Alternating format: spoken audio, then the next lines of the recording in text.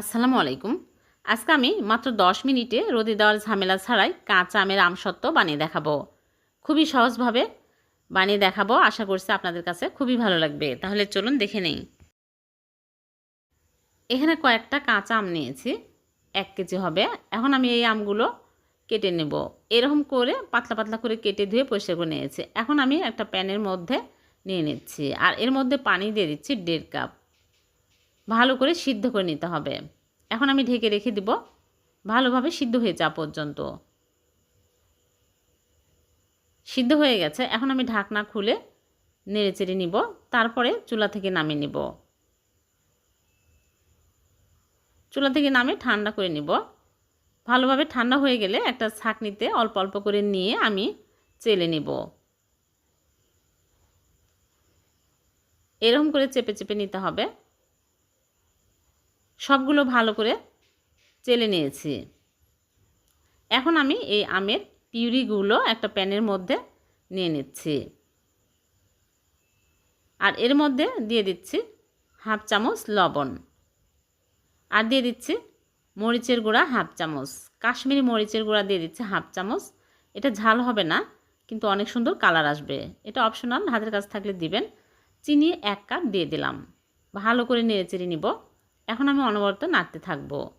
নাড়া কিন্তু থামানো যাবে না, তলায় লেগে যাবে। নেড়েচেড়ে একদম ঘন করে নিতে হবে। দেখুন অনেক সুন্দর কালার আসছে।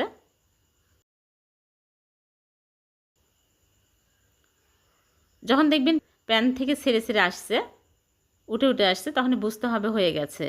একদম ঘন হলেই হয়ে যাবে। একদম ঘন হয়ে আসছে। এরকম ঘন হলেই চুলা থেকে নামিয়ে নিচ্ছে।